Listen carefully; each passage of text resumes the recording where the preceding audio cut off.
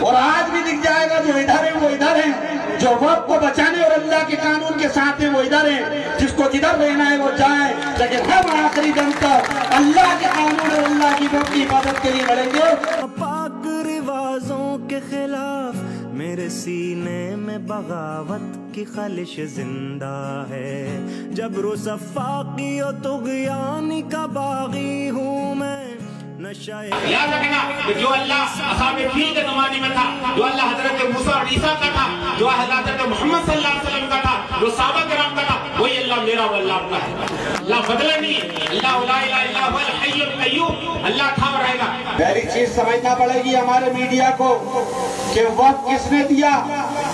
یہ وقت کی جاگیر نواب اور راجاؤں کی نہیں ہے، یہ بادشاہوں کی نہیں ہے، یہ کسی جاگیردار اور زمینداروں کی نہیں ہے، یہ جس کو اللہ نے ہدایت دی اس نے اپنی زمین اللہ کے راستے میں وقف کری ہے، یہ وہ پراپرٹی۔ ہم لوگوں میں بار بار تنقید کی جاتی ہے کہ آپ تو پی ایچ ڈی پہ بھی دعویٰ جتاتے ہو، پولیس ہیڈ کوارٹر پہ دعویٰ جتاتے ہو، آپ تو پولیس کنٹرول روم میں دعویٰ جتاتے ہو۔ جی بھائی صاحب، دعویٰ ہم نہیں جتاتے۔ ملک کی آزادی کے سن 47 سے لے کے آج کی تاریخ تک اگر خسروں میں یہ زمین وقف کی درج ہے تو یہ ہماری یہ قبضے دار سرکار ہے۔ اب ہمارے کچھ لوگ بولتے ہیں کہ اس کا کیوٹ ہائی کورٹ میں کیس چل رہا ہے، تو بھائی صاحب ٹریبونل سے ہم جیتے ہیں اور ہائی کورٹ سے بھی ہم جیتیں گے، یہ زمین وقف کی یہ وقت کی رہے گی۔ ناجائز قبضے ہٹانے کی بات کرتے ہو، ہٹاؤ ناجائز قبضے، ہم سب تیار ہیں، لیکن آپ ناجائز قبضے نہیں ہٹانا، آپ صرف پریشان کرنا۔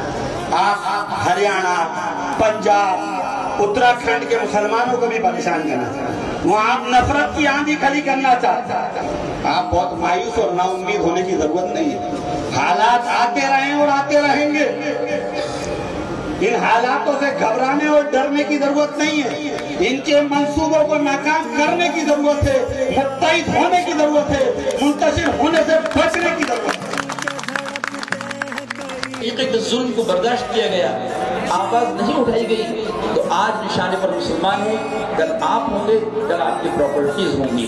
اگر باغبانوں تمہیں ہے اجازت، چوس لو خون تم ان گلوں کا، جاگ جائیں گے جب اہل گلشن قطرہ قطرہ اگلنا پڑے۔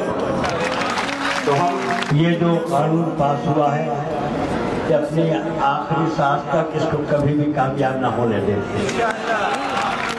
گیا شعبانو کیس کے اندر گویا قانون بدلا گیا اور دوسرے موقعوں پر قانون بدلے گئے ہیں۔ انشاءاللہ یہ وقف کا قانون جو جبریہ طور پر ہماری مرضی کے خلاف اور شریعت کے منشا کے خلاف، واقع کی منشا کے خلاف جو بنایا گیا، انشاءاللہ وہ بھی بدلے گا۔ پورے ایمان و یقین کے ساتھ یہ بات کہہ سکتے ہیں اور اللہ سے امید رکھتے ہیں انشاءاللہ سپریم کورٹ سے فیصلہ آئے گا، وہ ہمارے حق میں ہوگا۔